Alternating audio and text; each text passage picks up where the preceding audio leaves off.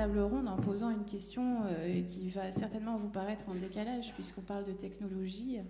Je voudrais savoir si l'intelligence artificielle n'est-elle pas d'abord une question philosophique ? Je peux donner mon avis. En fait, je pense que, je ne sais pas si c'est philosophique, mais en tout cas, ça va poser des questions auxquelles on n'a pas encore été confronté. Si on parle d'intelligence artificielle, ça veut dire que les robots vont être amenés à prendre des décisions. Et s'ils sont amenés à prendre des décisions, d'une certaine manière, il faudra qu'on puisse contrôler est-ce que c'était une bonne décision, une mauvaise décision. Donc est-ce qu'on va avoir des textes de loi pour les robots ? Et derrière, même si un robot enfreint la loi des robots, comment on le punit ? Alors déjà, il y a une problématique, c'est sur la notion d'intelligence artificielle. Il n'y a pas de définition. Enfin, on est bien tous dotés d'une intelligence plus ou moins réelle. Le moins, c'est pour moi. Mais on n'a pas de définition communément admise de l'intelligence artificielle. Il y a plusieurs traits saillants sur ce secteur, à savoir un système informatisé capable d'autonomie, de certain déterminisme qui va imiter les pas de l'homme pour essayer de s'en rapprocher. Alors c'est, comme tu disais, un secteur qui est chargé de fantasmes, mais aussi d'inquiétudes sur la question spécifiquement des données personnelles, s'agissant des données de santé, et qui touche à cette relation intime qui existe entre l'homme et la machine. Alors il y a deux courants, certains diront que l'homme ne pourra jamais être imité de par ses spécificités, la conscience, la fragilité humaine, tous les paramètres psychosociaux qui font de chacun d'entre nous une personnalité différente. D'autres estimeront que la pensée, finalement, c'est que le traitement d'une information par un algorithme, certes cérébral, et puis on en arrive à une décision, mais quelque part, je trouve assez triste de mettre en balance comme ça l'homme et la machine, parce que ça supposerait qu'il suffirait de saupoudrer quelques variables, froides variables, sur un algorithme ou un amas de plaques informatiques pour toucher le génie de Bach, Mozart ou John Coltrane.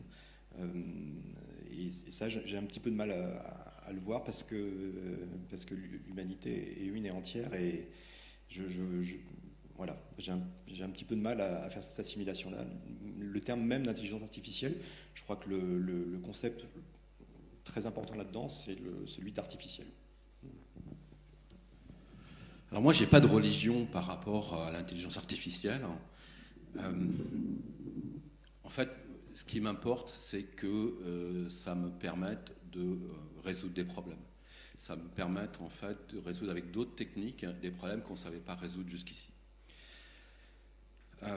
Le souci, vous savez bien que l'enfer est pavé de bonnes intentions, et le souci après, c'est les dérives.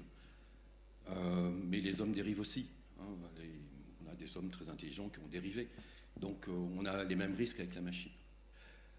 La grande nouveauté, depuis qu'on a des algorithmes capables d'apprendre, ça fait quand même c'est des années 40. Les premiers, c'était les années 40. Donc c'est pas tout jeune en fait. Les premières notions, tout ça, c'est pas tout jeune. Et donc ça a progressé. Dans les années 80, on avait des grands papes de l'intelligence artificielle qui disaient c'est fini la programmation, on programmera plus jamais comme avant les algorithmes. À l'époque, on était encore au balbutiement de la programmation par objet. Enfin, moi, je suis smalltalkien. Et puis il y avait du Prolog, il y avait du Lisp, etc. Des grands langages. D'ailleurs, Marvin Minsky, l'inventeur de Lisp, est mort cette année, en février. L'inventeur de Lisp est un des grands papes de l'intelligence artificielle. On est une année importante, en fait. Et en fait, pour moi, ce qui est important, c'est qu'on puisse résoudre des choses. Maintenant, elle est artificielle comme les tissus synthétiques sont artificiels. Dire, ça vaut pas la soie, ça vaut pas la laine, ça vaut pas... Mais ça fait le job, non, ça nous réchauffe. Ou ça nous cache notre nudité. Donc, maintenant, est-ce que c'est l'égal de l'homme ? Pour moi, c'est pas mon sujet. En revanche, ce qui est important, c'est qu'on puisse préserver l'homme de cette machine, de la même façon que depuis l'invasion des machines au XIXe siècle, on essaye de protéger plus ou moins bien l'homme des actions des machines mécaniques. Et donc voilà, mais pour moi, je ne mets pas de philosophie derrière tout ça. En revanche, je m'inspire beaucoup de tous les auteurs, les bons auteurs de science-fiction, qui ont fait un travail depuis très très longtemps, et on a eu des grands, pour justement poser, réfléchir à ce qui nous attendait. Est-ce que, Hugues-Sansen, dans votre activité, la question de la régulation se pose et à quel stade? Alors, en fait, il faut que quand on fabrique un produit, il faut que les gens l'achètent. Pour que les gens l'achètent, il faut que les gens aient confiance. Si je dis mon produit est parfait, il va vous aider, ok, mais on a vu ça avec Facebook, avec Google. Est-ce qu'on le croit encore? On ne le croit plus. Enfin, il y a encore des gens qui le croient. Donc, maintenant, si je veux vendre mon produit, il faut que je puisse convaincre mes clients de façon concrète en disant, voilà, mon produit respecte telle norme, telle loi, telle éthique, parce que il y a la loi, mais derrière ça, en fait, il y aura l'esprit de la loi qui va encore plus loin. Enfin, et l'esprit, évidemment, l'esprit et l'intelligence artificielle, il y a un petit pas. Mais et l'esprit de la loi, en fait, doit être suffisamment large pour à la fois ne pas brider l'innovation, mais en même temps protéger l'utilisateur. Et je peux vous dire que, moi, j'ai des grands soucis. Le premier projet de dialogue qu'on a fait, on a travaillé dessus cet été, qui est Lifeline, qui est une espèce de ghostwriter. On demande à la personne, le robot demande à la personne de raconter sa vie. Et puis je lui montre une photo.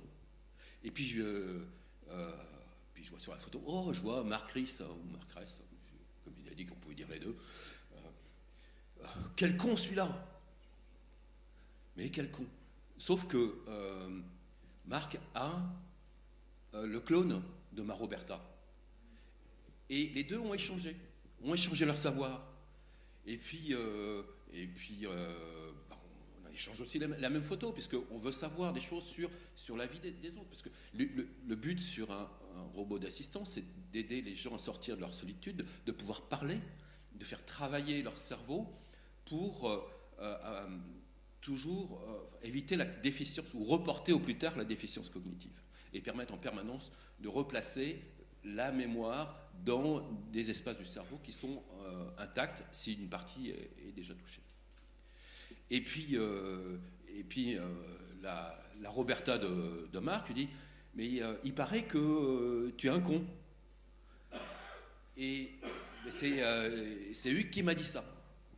Et là, en fait, parce que je m'adresse à mon robot, c'est mon confident, ma confidente, hein, de tous les jours, je vais lui faire passer plein d'informations qu'avec un humain, l'humain saurait détecter qu'il y a une confidence. Là, Roberta, avant qu'elle soit capable de détecter l'ensemble des langages non verbaux qui soient contenus dans la prosodie, dans mon mouvement, la gesture de mon visage, de mes mains, avant que mon robot soit capable de détecter tout ça, et mettre tout ça ensemble, on a encore beaucoup de travail. Valentin Brossard, dans le secteur des drones, là par contre c'est plutôt très réglementé. Comment est-ce que vous pouvez nous expliquer l'impact à la fois de l'action du législateur et peut-être de la régulation, comment cela impacte le secteur de votre activité? Les drones, on ne peut pas dire en fait que ce soit très réglementé en fait. En tout cas, pas dans l'immédiat. On a tout un tas de projets, on a même des lois qui sont votées mais qui ne sont pas encore appliquées. L'état actuel de la réglementation, en tout cas en France, au niveau des drones, c'est un ensemble de scénarios, S1, S2, S3, S4, qui sont écrits par la DGAC et qui permettent, dans certains cas, de faire du vol à longue distance. pas aller trop loin non plus. Mais en gros, on a un cadre qui n'est pas un cadre législatif, c'est un cadre, je ne sais pas trop comment appeler ça, normatif ou réglementaire, qui est mis en place par la DGAC et qui convient pas vraiment parce qu'en fait, forcément, il y a tout un tas d'industriels qui veulent aller plus loin, qui veulent aller plus haut, qui veulent faire tout un tas de choses. Ouais. Quel est l'objet principal de ces normes? Alors, elles portent sur quelle thématique? Globalement, c'est est-ce que j'ai le droit de faire voler mon drone sans le voir? Est-ce que j'ai le droit de voler au-dessus de personnes? Est-ce que j'ai le droit d'aller très loin de l'opérateur, donc de la personne qui pilote le drone? Voilà, en gros, c'est ces choses-là. Est-ce que j'ai le droit à une limitation d'altitude aussi? Est-ce que j'ai le droit d'aller à plus de 50 mètres, plus de 150 mètres? Voilà. Pour l'instant, on est vraiment à ce niveau-là. Et en fait, et aussi bien sûr au niveau du poids. C'est-à-dire qu'on va avoir des limites de poids en fonction des opérations qu'on fait. Donc ça, c'est le côté français. Ensuite, on a entendu parler de tout un tas de problèmes de sécurité, les survols de centrales nucléaires, les risques de collision avec les autres usagers de l'espace aérien. Et donc, effectivement, le législateur s'est emparé du sujet pour arriver à une proposition de loi il y a un mois, je pense, fin octobre ou début novembre, qui va rentrer en vigueur à partir de janvier 2018 et qui va imposer des signalements donc de l'identification des drones, c'est-à-dire que chaque drone devra émettre sa position, son identifiant, devra être limité a priori en altitude, même si ça on attend les décrets, devra émettre un signalement lumineux et un signalement sonore en cas de chute. Voilà. En gros c'est ça, on va aussi vers une augmentation des je sais pas comment dire ça, j'ai perdu le mot, des punitions entre guillemets sur ceux qui, voilà, des sanctions pour les contrevenants. Mais donc là on reste encore au niveau français. Ce qui se passe c'est que maintenant tout va se passer au niveau européen en fait. À l'heure actuelle, tout ce qui pèse plus de 150 kg est géré au niveau européen par les ASA, tout ce qui pèse moins de 150 kg est géré par les États membres. Ça, c'est quelque chose qui est en train de changer. On va aller vers, je crois que pour tout ce qui pèse plus de 800 grammes ou plus de 250 grammes, je crois, une harmonisation européenne. C'est-à-dire qu'on a effectivement des progrès au niveau de la réglementation française, mais on a aussi toute une législation qui se fait au niveau européen et qui, bien sûr, prendra le pas sur ce qui est fait en France. Donc en fait, il y a énormément de propositions de réglementation, il y a énormément de pistes, mais au final, on marche encore un petit peu sur des œufs, parce que, voilà, on ne sait pas trop quelle forme ça prendra. Voilà. Il y a tout un tas de personnes qui réfléchissent, souvent des personnes qui réfléchissent sur les mêmes choses, qui aboutissent forcément pas aux mêmes conclusions. Et donc je dirais que c'est un processus normal de structuration du marché, hein, parce qu'en fait, forcément, on a un nouveau domaine, donc on va réfléchir à comment l'encadrer le mieux possible pour protéger les usagers, enfin pas les usagers, mais en tout cas les populations. Mais effectivement, vu que c'est un domaine qui va assez vite, au niveau d'un point de vue industriel, on a un petit peu, on ne sait pas trop où aller en fait. Voilà, on marche un peu sur des œufs. J'ai juste un dernier point avant de vous donner la parole, Marc. Je suis surprise de voir que la réglementation se focalise sur les aspects techniques. Je pense qu'on a tous eu au moins une fois dans notre jardin un drone qui nous survole. Je pense que si un drone était utilisé par un terroriste pour aller poser une bombe au milieu d'une cour de récréation, c'est pas impossible non plus. Donc il y a une problématique de sécurité qui est sous-jacente. Il y a également une problématique de captation de données personnelles qui sont analysées. On va faire des vidéos, on va faire des photos. Et avec le big data, on va appliquer un algorithme et on va capter de la donnée. Il semble, d'après ce que vous décrivez, que cet élément de vie privée, en tout cas, de sécurité, peut-être pas, n'est pas aussi affirmé. Alors, je dirais que la priorité à l'heure actuelle, en tout cas de par les régulateurs, c'est d'assurer la sécurité des personnes survolées et des autres usagers de l'espace aérien. D'autant qu'en fait, il existe déjà des lois concernant la vie privée. C'est-à-dire qu'au final, quelle est la différence si j'ai un drone ou si j'ai une espèce de perche à selfie immense pour filmer chez mon voisin? Donc on a déjà un cadre réglementaire pour ça. C'est beaucoup moins nouveau en fait. C'est beaucoup moins nouveau. Donc, Marc ? Oui, tout à fait. Ce que je voulais dire, c'est que effectivement, la législation sur les drones se cherche, se renifle, aussi bien à l'échelle française qu'européenne. Et oui, il y a eu une loi qui a été adoptée voilà peu. Mais les textes fondateurs qui protègent la vie privée, qui protègent les données personnelles, restent, eux, intacts. Donc, c'est pas parce que vous avez un drone avec une législation qui n'est pas encore totalement appliquée, ou le sera que dans quelques mois, que vous avez la possibilité d'espionner votre voisine, aussi charmante, ou votre voisin, aussi charmant soit-il, au bord de sa piscine avec votre appareil. Donc, non, vous ne pouvez pas tout faire avec un drone, vous ne pouvez pas espionner votre voisin, tout comme avec une canne à selfie. Donc, plutôt rassurant de voir que l'outil reste neutre vis-à-vis du droit. Marc, que peut-on attendre d'une régulation dans ce domaine? Et finalement, est-ce que vous pouvez mettre en avant pour l'audience la distinction qui existe entre une action d'un législateur et la régulation qui peut exister par ailleurs, et peut-être illustrer à quel moment le législateur va se saisir d'une thématique, peut-être? Alors, quand on parle de régulation, il y a deux champs qui s'ouvrent à nous, aussi bien une régulation dans le dur, dans la loi dure, le marbre de la loi, donc avec un texte discuté entre les sénateurs et les députés, puis une loi qui est publiée au journal officiel. Et lorsqu'on évoque également cette notion de sécrétion normative, on peut également faire référence à des codes ou des chartes de déontologie, donc c'est le droit souple. Voilà. Alors, s'agissant du droit dur, il y a plein de textes qui aujourd'hui, et qui ont été adoptés à une époque où toutes les problématiques que l'on évoque ici étaient à peine imaginées dans les romans de science-fiction.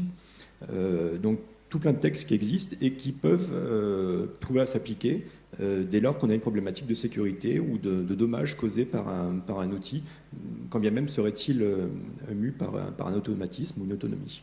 Je ne vais pas vous faire un inventaire à la Prévert, mais on a la responsabilité du fait du fait des choses. On a la responsabilité délictuelle qui veut que tout fait dommageable causé à une personne entraîne réparation de la part de son auteur, quand bien même celui-ci passerait par le biais d'un système automatisé. On a également tout le droit de la consommation, qui est extrêmement protecteur pour la question des produits dangereux. Outre le droit contractuel, on peut très bien prévenir des risques dans le contrat. Bon, certes, c'est limité aux personnes co-contractantes qui vont apposer leur signature en bas du document. Voilà, donc on a toute une armature qui existe, donc il ne faut pas croire que aussi bien le drone que ces assistants médicalisés arrivent dans un univers sans foi ni loi. Ce n'est pas du tout le cas. Et on a également la loi sur les données personnelles, la loi CNIL, plus le projet de règlement européen qui va rentrer en application dans quelques mois là aussi. Voilà, donc il y a toute une armature qui est là. Après, au-delà de ça, on peut également envisager des chartes éthiques, parce que la problématique de sécurité et de responsabilisation des auteurs de ces automatismes, elle pèse avant tout sur le concepteur, sur les parents de ces joujoux.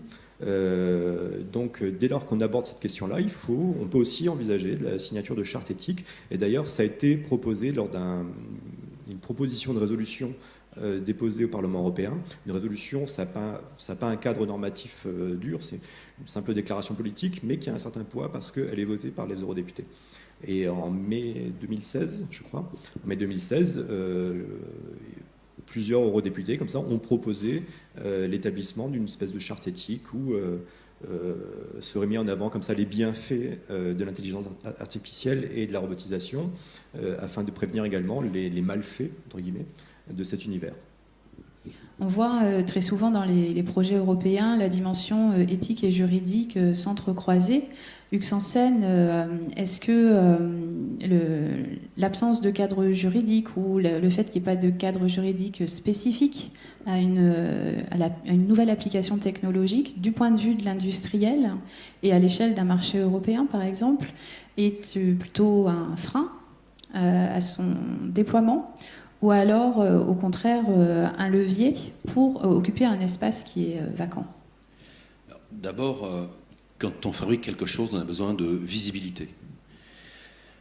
Le problème du pouvoir politique, c'est qu'il change assez souvent d'avis. Donc, plus tôt on a une visibilité sur la perception des nouvelles technologies par la société, et donc qu'est-ce qu'on va avoir le droit de faire et ce qu'on n'aura pas le droit de faire, plus tôt on l'a, mieux c'est dans la conception du produit. Malheureusement, j'ai laissé lancer, enfin participé à plusieurs projets, soit sur des prothèses cognitives, soit sur des robots humanoïdes, des choses comme ça, ou voir uniquement des systèmes de dialogue avec Avatar. À chaque fois que j'essaye d'introduire un juriste dans le projet, en fait, on se rend compte qu'on n'a pas assez d'argent déjà pour payer les autres. Donc le juriste, écoute, on se débrouillera. Donc on va parler d'éthique, on fera parler d'éthique des gens qui sont des associations d'utilisateurs peut-être, mais ce n'est pas forcément les mieux placés.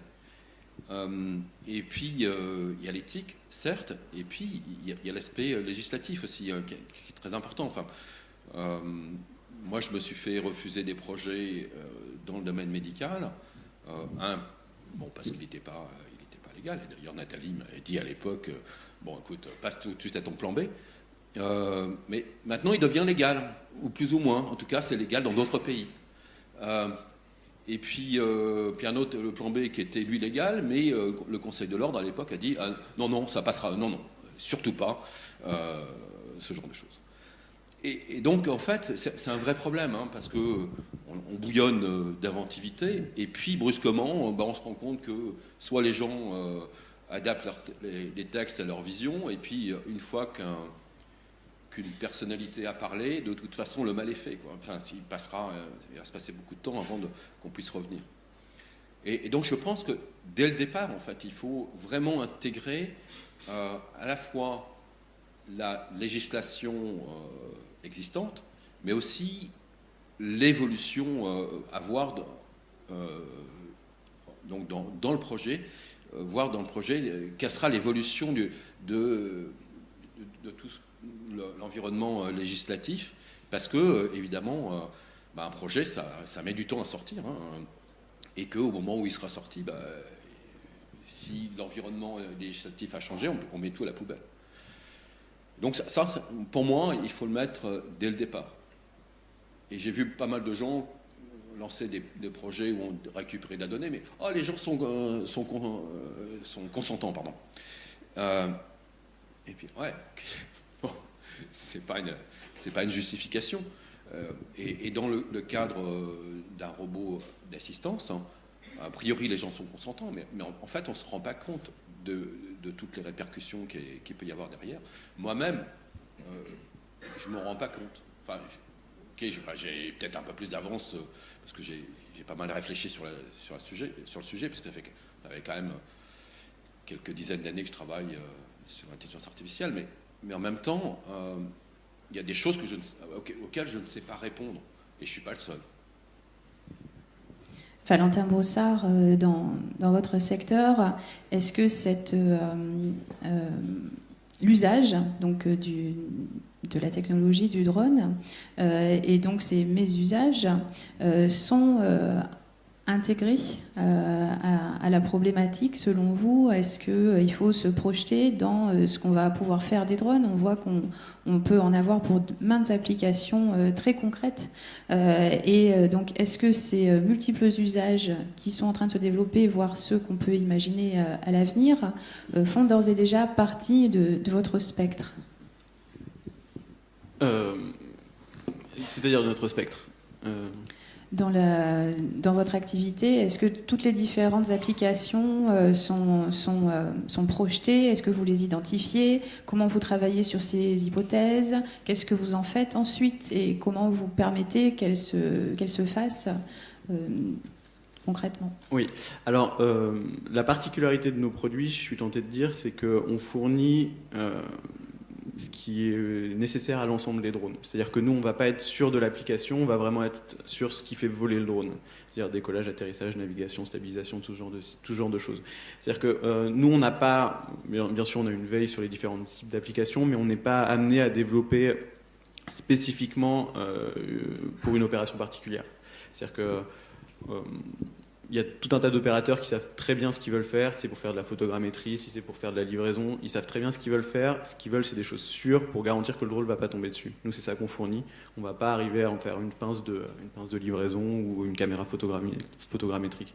Donc, je suis tenté de dire que oui, c'est quelque chose qui nous intéresse, mais on n'est pas impacté directement par l'ensemble par l'éventail des opérations possibles. En fait. On souhaite qu'il y en ait le plus possible parce que forcément, on souhaite que le drone se développe. Mais on n'est pas vraiment impacté par une réglementation très précise sur une opération particulière. Marc Rez, je suis obligée de vous poser la question concernant les robots. On voit bien qu'il y a toute une réflexion juridique qui accompagne cette thématique. On entend très souvent parler d'un droit des robots. Est-ce qu'on va devoir créer une nouvelle catégorie juridique de personnes? Est-ce qu'on va devoir créer un droit des robots? Quelles sont, selon vous, les réflexions, les questions qu'on doit se poser avant de se lancer dans cette direction? Et doit-on peut-être pas se lancer dans cette direction? En fait, cette thèse de créer une personnalité juridique, en France, on a deux types de personnalités juridiques. Il y a les personnes physiques et les personnes morales. Et il y a un célèbre cabinet d'avocats parisien qui fait tous les plateaux de télévision, qui pousse comme ça l'idée de créer une personnalité juridique qui serait réservée aux robots. Alors c'est séduisant, mais à la fois, enfin, pour moi, un petit peu délirant. Pourquoi ? Déjà, il y a plusieurs raisons. Autant je sais bien distinguer R2D2 du grille-pain. J'arrive assez facilement, j'ai vu Star Wars plusieurs fois, et chaque matin, je mange du pain cuit dans un grille-pain. Mais après, il y a un problème de frontière. À partir de quand débute le robot? Enfin, quand débute le robot? Quand s'arrête-t-il? Donc, voilà, déjà, c'est pas évident. Ensuite, créer une personnalité juridique sur les épaules d'un robot, ça veut dire aussi associer à celui-ci des droits et des obligations. Obligations, ben, tu ne feras pas de mal à ton prochain. Et des droits, ben, si on te fait mal, tu as droit à indemnisation. Je caricature énormément. Voilà, et je trouve ça un petit peu étrange comme démarche, et ce que je crains par-dessus tout, c'est que cette personnalité fictive, parce que ça reste une création fictive, vienne faire écran derrière les vrais responsables qui sont les concepteurs de ces produits, qui doivent penser aussi bien dans une démarche technique que dans une démarche un peu plus philosophique ou autre, enfin bref, qui doivent penser aux différents risques qui peuvent exister face à ce robot qui voyage dans l'espace. Donc voilà, j'ai peur que ça fasse écran, que ça déresponsabilise les vraies personnes qui sont derrière, sous couvert de l'écran, de la société écran, enfin de la personnalité écran du robot.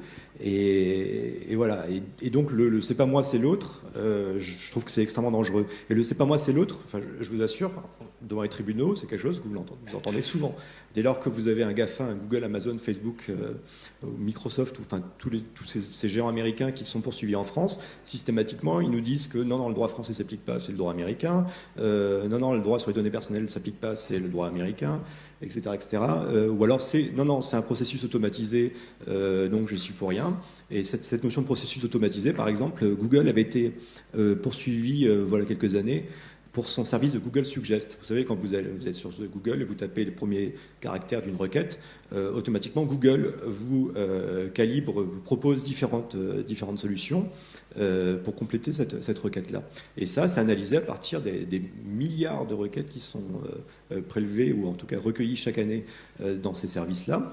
Et il s'avérait qu'une personne s'était vue associer le terme de secte et celui d'escroc. Et donc il avait attaqué Google en diffamation. Google avait dit non, il n'y a pas de diffamation parce que c'est un processus automatisé. Et la justice a effectivement donné gain de cause à Google, mais heureusement, finalement, la Cour d'appel, je crois, de Paris, avait considéré qu'il y avait une responsabilité pour faute de la part de Google. Donc voilà, si je sais pas, si on crée une personnalité juridique comme ça, le c'est pas moi, c'est l'autre risque de débouler très rapidement et de tous les côtés devant les tribunaux. Ouais, je suis complètement d'accord sur la responsabilité des concepteurs. Par contre, la question qui risque de se poser, c'est à partir du moment où les machines vont faire leur propre choix et vont arriver à modifier en fait leur comportement d'elles-mêmes. Oui. Est-ce que les machines choisissent? Est-ce que c'est pas l'algorithme? Est-ce que c'est pas aussi dire finalement, c'est pas moi, c'est l'algorithme, mais c'est moi qui ai créé l'algorithme, donc j'impose un peu mes critères de choix? Oui, mais si on est sur du machine learning, ce genre de choses, en fait, on va arriver à des moments où la multitude d'informations qui est produite par vous, par moi, par n'importe qui, va forger le comportement de la machine, en fait. Et donc là, je vois pas trop qui pourrait être responsable. Est-ce que c'est celui qui l'a mis en ligne? Peut-être, je sais pas, mais en fait, chacun a sa responsabilité. La question des infractions qui sont, de ces dommages complexes, c'est une réalité aujourd'hui. Lorsque vous avez je sais pas, un accident industriel sur un site Seveso, les piles de dossiers qui s'amoncellent sur les bureaux des magistrats font à peu près cette hauteur-là. Donc à chaque fois, on a des données complexes. Mais face à cette complexité, je ne sais pas si on peut prendre pour tremplin la complexité de ces dossiers-là pour automatiquement justifier la création d'une personnalité juridique. Je trouve que le raccourci est un petit peu dangereux, puisque là encore, il y a le côté c'est pas moi, c'est l'autre, et puis cette notion de frontière entre ce qu'est R2D2 et le GRIP. Hugues, un dernier mot avant que je passe le micro à la salle. Oui, donc, comme disait Valentin, on ne sait pas forcément ce que c'est la machine. Et c'est bien le problème avec les systèmes par apprentissage, c'est que définir ce qu'il y a dans la tête de la machine, c'est assez compliqué. Et surtout que dès l'instant aussi qu'elle va pouvoir aller chercher de l'information sur le web, là on perd le contrôle. L'exemple de Microsoft qui avait mis en ligne son service intelligent et qui est devenu misogyne, raciste et je ne sais plus quoi, assez rapidement, est un très bon exemple. Ce n'était pas dans l'idée du concepteur du système et brusquement ça a dérivé. C'est intéressant, c'est un beau cas d'école. Et donc on a un vrai problème avec ça et on ne peut pas le contrôler. Je ne sais pas. Quelle va être la réaction de mon système à la marge de ce qu'il a appris, ou voire en dehors de ce qu'il a appris. Il va forcément me donner un résultat, et puis ça peut être la catastrophe. S'agissant de Microsoft, du cas Microsoft, effectivement, son robot virtuel est devenu un petit peu fou, raciste et tout ce qu'on veut. Microsoft, pour éviter cette négligence dans cet emballement, ce qu'a fait Microsoft a déconnecté son mécanisme. Donc, Est-ce qu'on va devoir tous se déconnecter pour être tranquille? La parole maintenant circule dans la salle. Si vous la demandez, elle vous sera donnée. J'ai ici une question. Je vais vous passer mon micro tout simplement. Je vous demande juste votre nom, votre prénom et si vous adressez votre question à quelqu'un en particulier. Non, c'est plus pour continuer la discussion. Donc Thierry Tabois, je suis responsable chez Orange du Digital Strategy Forum. Et ce que vous pouvez me dire me fait penser à l'histoire de Bob et Alice de Google Brain. Puisque tout d'un coup, deux intelligences artificielles se sont mis à discuter ensemble et à inventer leur propre protocole de sécurité et ont été jusqu'à inviter une troisième intelligence artificielle qui s'appelle Eve, sans que personne ne puisse le contrôler. Donc ce cas d'école qui va plus loin que celui de Microsoft, parce que là on touche vraiment à l'intelligence artificielle, Microsoft on était quand même sur la reproduction des comptes Twitter, etc. Je voulais savoir ce que ça vous inspire, parce que là on est quasiment dans du Black Mirror ou du Philippe K. Dick là. Moi, je trouve que HAL était très très bien écrit dans 2001 Odyssée de l'espace. Et en fait, il a pris des décisions pour protéger la mission et qui était forcément dans la définition de sa mission et qui allait aussi à l'encontre de certaines règles, mais qui n'étaient pas forcément prioritaires dans ce qu'il avait appris. Et c'est pour ça que j'aime bien la science-fiction des grands auteurs, parce qu'ils ont, bien avant nous, posé les bonnes questions. C'est assez fantastique. Une autre question, une réaction dans la salle? Oui.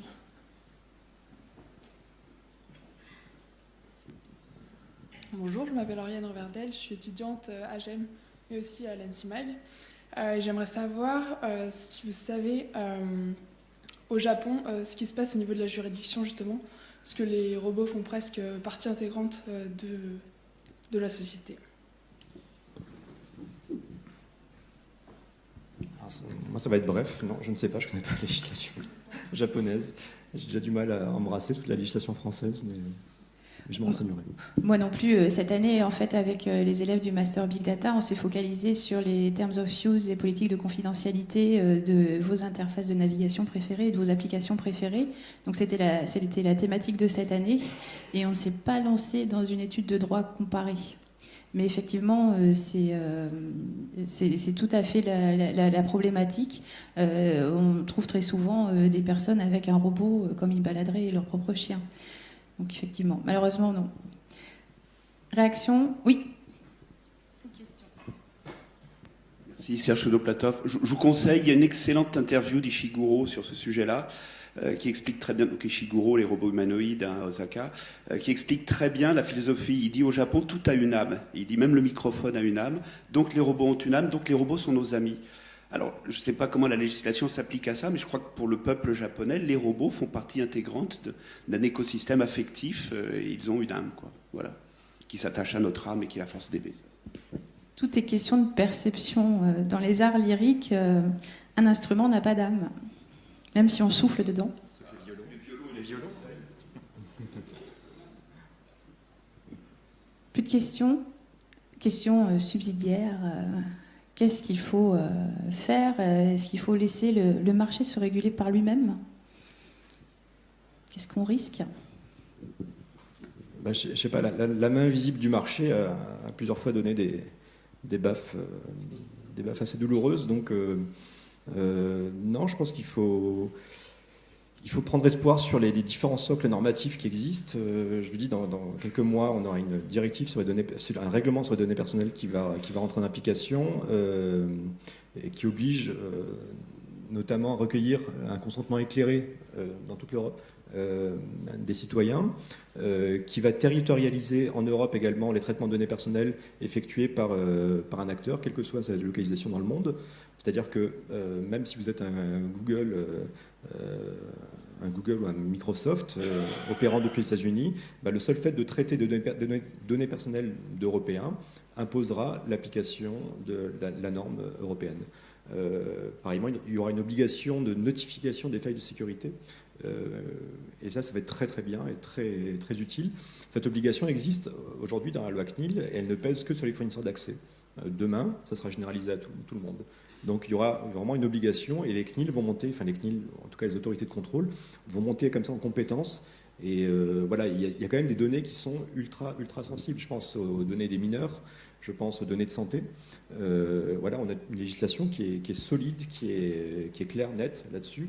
Et après, il revient au concepteur de s'en inspirer, ou en tout cas d'anticiper les différents risques qui peuvent s'ouvrir à nous. Une question. Super, une question.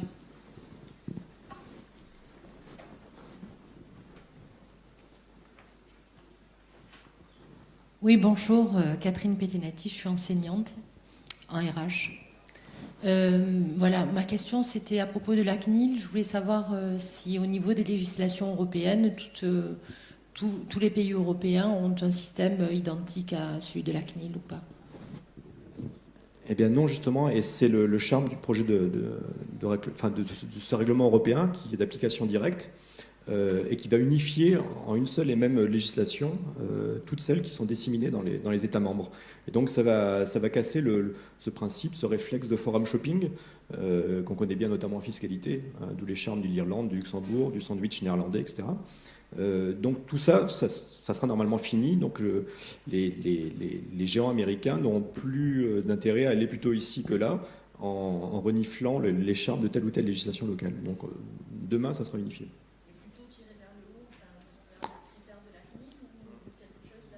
Alors encore, je n'ai pas de vision globalisante sur l'ensemble des législations européennes sur ce secteur-là. J'espère que ça sera vers le haut, oui. En tout cas, ce qui est sûr, c'est que les autorités de contrôle vont monter en puissance et de par leur pouvoir comme ça d'auscultation. Et puis surtout, il y a en France notamment, comme je prenais l'exemple tout à l'heure, l'obligation de notification des failles de sécurité, c'est-à-dire c'est Orange qui vous contacte en disant excusez-moi, Free, voilà. Donc, mais Orange, ça arrivait déjà, Orange, avec un sous-traitant.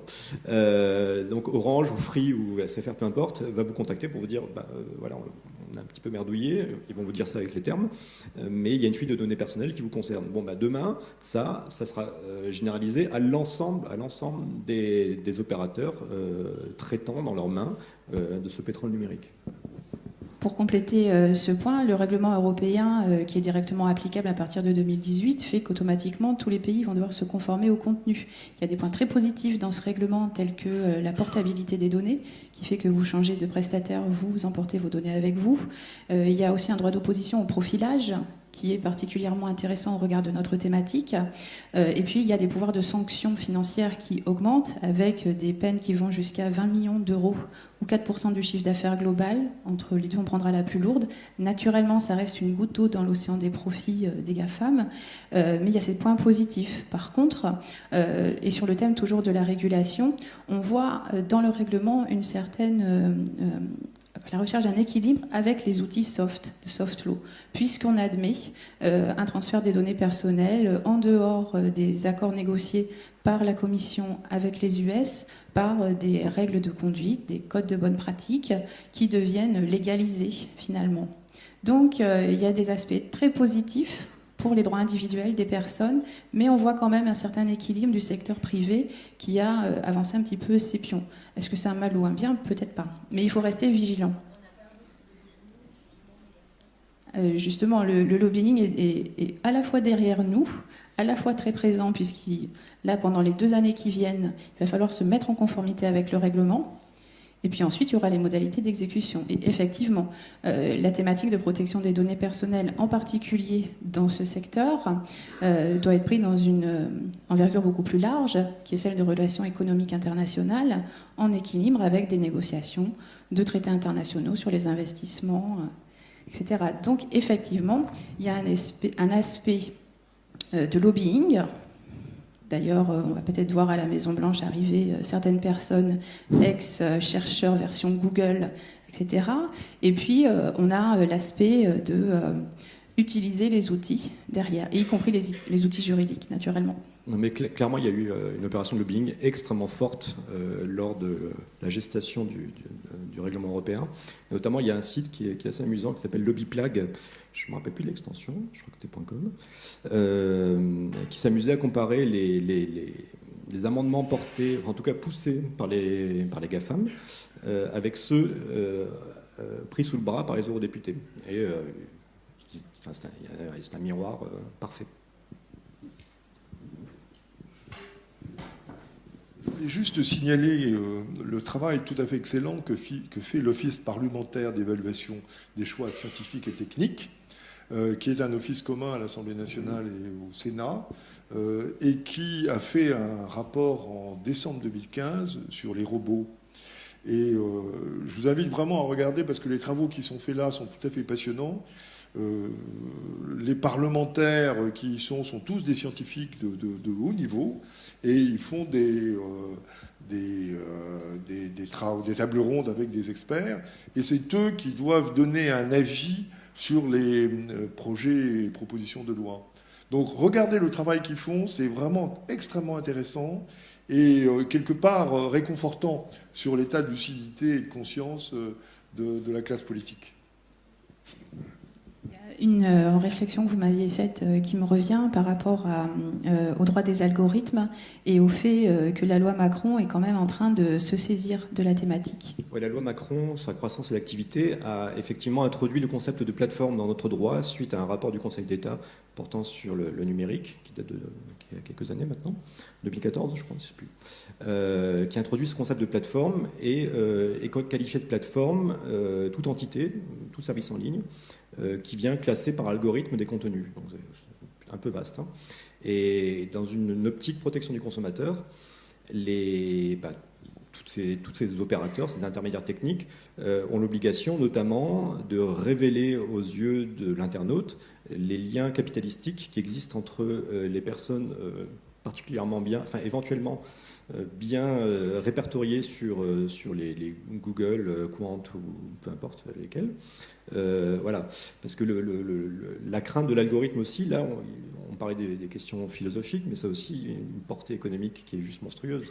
Lorsqu'un moteur de recherche surpuissant vous enferme dans sa bulle de par ses liens contractuels avec tel ou tel acteur, vous avez l'impression que seul ceci existe à votre disposition. En réalité, il y a plein de monde, il y a plein d'autres services que ceux de Google, Microsoft ou autres. Donc effectivement, cette loi Macron a initié ce dispositif qui a été repris et un petit peu remanié par la toute récente loi sur la République numérique d'Axel Lemaire. Et voilà, c'est un apport qui est notable. On peut le critiquer, peu importe, mais c'est un apport qui est notable. Merci. Oui, on va prendre une dernière question, monsieur. On voit bien que c'est un problème qui est plus globalisé. Donc si on avait des initiatives au niveau de la Commission européenne, au niveau français, au Japon, c'est pas ce qui se fait. Est-ce que vous savez si ça ne devrait pas être géré à l'ONU ou à un niveau plus global? Alors, justement, il existe à l'ONU une agence spécialisée qui s'appelle l'Union internationale des télécommunications, qui est basée à Genève. GEM est membre académique de cette organisation. Il faut savoir que c'est effectivement l'agence de l'ONU qui s'occupe, en fait, elle devrait s'appeler Union internationale d'éthique. Et c'est à ce niveau-là que sont créées les normes. Et donc la régulation est faite par le biais de normes dans le cadre de cette enceinte qui a la particularité de mettre en convergence les intérêts des États, mais aussi des entreprises. Donc on va y trouver les GAFAM, dans tous les study groups, on va trouver Google et compagnie qui vont exercer leur influence à l'intérieur, plus les régulateurs qui vont donc travailler sur des normes et ensuite les faire circuler via les agences, donc ISO, IEEE et compagnie. Donc la vision, si vous voulez, académique de l'observateur, qui est neutre, qui cherche la preuve scientifique et la démonstration, qui recherche aussi ce regard plutôt du citoyen et de l'utilisateur, est en train de s'affirmer. Donc effectivement, il y a cet aspect normatif, mais c'est par la standardisation, pas par la législation. J'aurais juste vous signaler un autre rapport législatif récent en matière d'algorithme, c'est la loi sur le renseignement. On a entendu parler un petit peu. Et les fameuses boîtes noires. Et c'est pour vous montrer que cette notion d'algorithme, elle existe dans notre droit, donc la loi Macron, la loi Le Maire, mais également la loi sur le renseignement, qui a été portée par le ministre de l'Intérieur, qui a eu depuis peu de nouvelles fonctions d'importance. La loi sur le renseignement autorise les services à mettre en place des algorithmes de détection qui vont brasser de la métadonnée pour essayer de détecter l'éventualité, la présence possible donc d'une menace dite terroriste. Et ceci fait, donc si votre profil match avec le calibrage qui a été fait dans les bureaux intimes du ministère, je peux vous assurer que votre vie numérique sera totalement à poil, de par l'importance et de par la trousse à outils dont dispose. Vous êtes en train de nous dire qu'en fait, là, on est habillé, mais on se balade tout nu sur le net. Oui. Alors, je voulais dire aussi que ce que Marc vient de dire, c'est typiquement ce que les Américains appellent aujourd'hui the Third Offset Strategy, énoncé dans la première vidéo d'introduction du CSIS, alors, il y a stratégie dans le CSIS, je crois, où en fait, là, il montre que sans satellite, s'ils avaient disposé de techniques avancées d'analyse du web, eh bien, on aurait pu savoir exactement quel missile russe, de quel lanceur, à quel moment, enfin, quel chemin ce missile russe avait suivi pour aller à sa position de lancement, rien qu'en allant chercher les selfies sur le web. Je vous invite à aller voir ça donc ça s'appelle la Third Offset Strategy au CSIS. Sont disponibles sur YouTube.